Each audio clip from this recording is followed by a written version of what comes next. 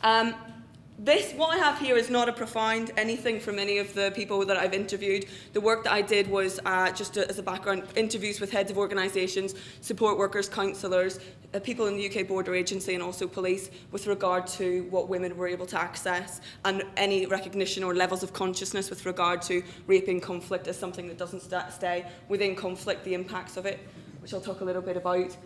I also undertook a 3-point oral history, which probably made up about 47,000 words in all, about a woman's life, living in Ethiopia, growing up, structural violences. I'm not going to shout at him. He's too tall. Structural violences, state violence, and how those are kind of perpetuated and localised. What was really interesting about the oral history, which I presented last year, which was the findings of my PhD, was that there are whole layers of violence and inequality and exploitation and exclusion and marginalisation in people's lives, focusing at that point in women's lives at different points. It wasn't just that the impacts of rape and conflict had been profound, but it also exposed structural, micro, macro kind of issues around women's lives in context of. Sorry, I'll say a bit about this quote. Basically, after working for a while with people in the asylum system and also looking at the evidence from places like Asylum Aid and PAFRAS, essentially, this was there was more swear words in it, but this was a diary reflection thinking about the woman who had been fleeing conflict had every form of documentation that you could possibly come across. She had evidence. She actually had been a journalist, an Oromo journalist in Ethiopia. She had evidence. She also had international organisations saying, yes, we had facilitated, her support in different areas and trying to flee Ethiopia to different places in Central Africa. And then working with, or just in activism, people who didn't have their passport, didn't have their identity cards, didn't have the support letters, and still didn't get support and still didn't get accepted anyway. Appalling levels of first rejections, which is exposed in the amount of appeals that are then upheld in the UK Border Agency, by the UK Border Agency. So I'm going to be really quick here. These 2 parts that I'm going to talk about are 2 articles that I've just recently finished, and then an article that that I'm working on at the minute. So that is a lot. I'm really going to skim over this like you've never seen. What I talked about, or what I wanted to talk about, was if anybody is familiar with Liz Kelly's concept of the continuum of sexual violence as something that isn't just at that point when it was written in 1988, not just something that was defined at that stage by the state, which until 1991 in the United Kingdom was much more all-encompassing. And a lot of the feminist academics and feminist activists that era were really part and parcel of developing those legislations and policies and different responses. But what is interesting, because I did sort of historical analyses of different points of conflict, and although there are intersections in terms of ethnic group, of political targeting, also the fact that women, although there are exacerbations of sexual violence against men as well in conflict than different outside of conflict situations, but the violence by different state actors, non-state actors, civilians, basically that there were so many forms of sexual violence, so many people perpetrating sexual violence at so many different points that actually there is not one stagnant identity or one stagnant experience, that it is fluid, not all-encompassing, and changes at different points of conflict, forced migration, and then moving that toward thinking about the post-conflict situation in terms of being in an asylum system. Now, what was this only is really talking about what this little picture here has done, because I always go wild on Microsoft Word. But what this basically is doing is looking at conflict, but the oral history, and obviously if you sit and just chat with women in asylum communities, there may have been instances of sexual abuse as a child, or instances of domestic violence, or even one of the things that is interesting is in terms of locality, in terms of what is legal and not legal, no access to school. That's structural violence, that is inequality, yeah? So no access to school because you're a girl, or not being allowed to, Howie, the woman who had done the oral history with me, Howie wasn't allowed to eat in public. So when she was homeless, for example, not being allowed to eat in public as a woman, which was a disgrace. All those different kinds of social elements. Moving then into thinking about the impacts of sexual violence generally, but thinking about women in asylum communities specifically, there is much recognition, much literature, much activist work within rape crisis and whole other asylum organisations as well.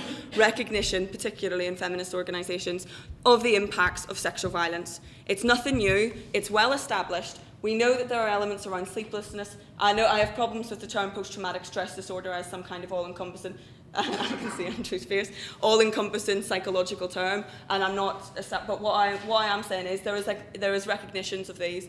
Why there is not the same levels of consciousness, not that there is serious problems in the level of consciousness with regard to impacts of sexual violence generally, but why there is so little consciousness with regard to people who have experienced sexual violence or multiple perpetrator rape or rape at the border or long-term coercion and exploitation and sexual violence over periods of time. Why that's not recognised fully and fully established in terms of response in the UK's asylum system is just disgraceful as far as I'm concerned, and that's where I'm going to go with the structural violence idea. We also are, from interviews that I did, the longitudinal impacts. If somebody had been raped recently, there was obviously in the UK Border Agency and also discourses within the police that somebody is going to respond one way very quickly and then move on, rather than perhaps not responding or moving away from the experience and then that manifesting over longer periods of time. So the longitudinal impacts also meant there had to be longitudinal recognition of longitudinal responses, not just your 1, 2, 3 tick. And as a director in the local Merseyside Rape and Sexual Abuse Centre, they literally want, it's getting to the stage where they want almost, evaluation sheets. How have you been able to, how are you no longer a victim?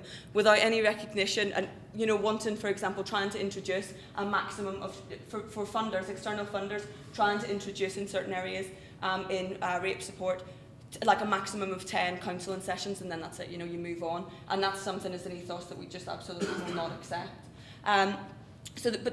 Other things were little sexual violence support for survivors, little recognition, little intersections of identity, but also the problems of the polarisation of intersections in terms of some women who, some organisations you could get sexual violence support if you were also HIV positive, but not if you didn't fit that. Some, there was just very little outreach, and women who were in the asylum system weren't aware of what was going on and what was available, and maybe also the problems around interpretation and moving outside of communities at certain periods of people's lives just didn't fit. But also other things like if you had children, you could get sexual violence, there was maternity and sexual violence, but not if you didn't fit within these intersections of identity.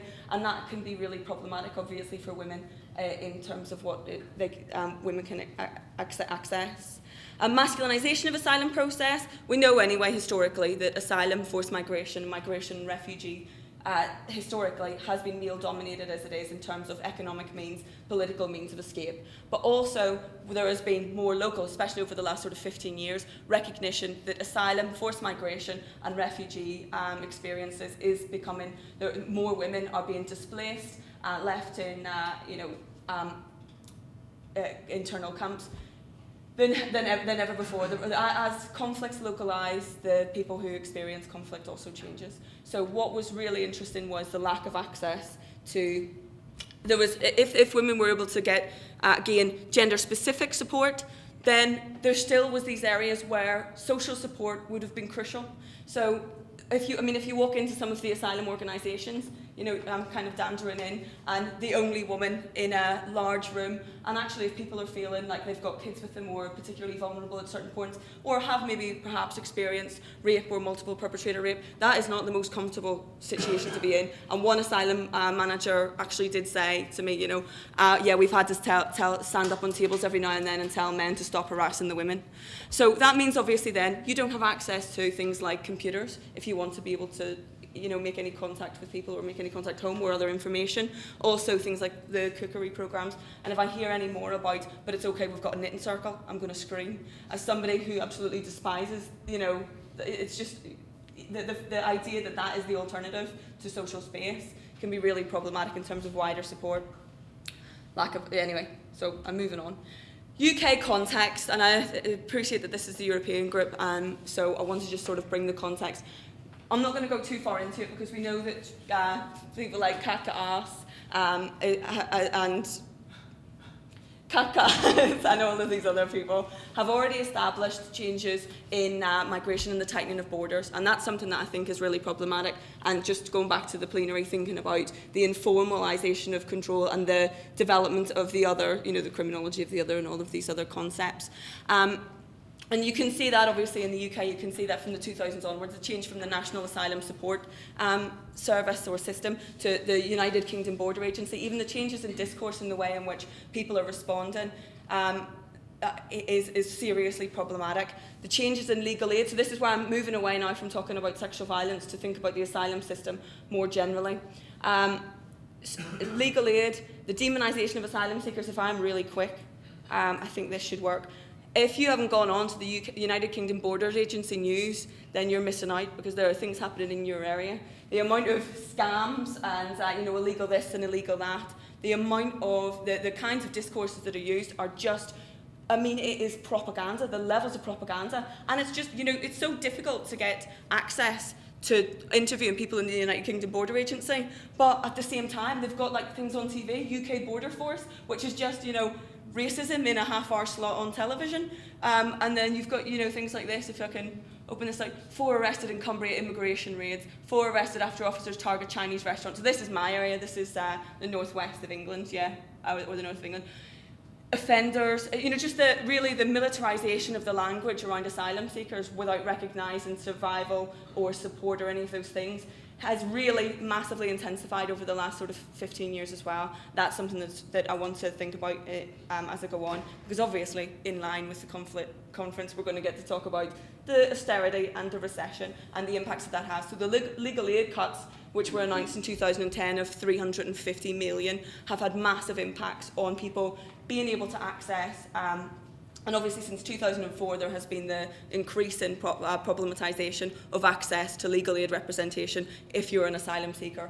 But the intensification of that since the 2000s in Merseyside, Merseyside actually as a key area of dispersal used to be the main entry point with Croydon, where you could actually apply for asylum until 2009, which has been centralised to Croydon only with an appeals unit in Merseyside. But actually the legal aid cuts, where there had previously been some level of legal aid support, it has now come to the point where there's it's cherry picking and tick box. You've got to make sure that you've got the acceptance. People who are in the profession want their reputation upheld. They've been able to gain certain amounts of asylum cases approved and rejected. So the recession is having massive impacts in terms of cherry picking.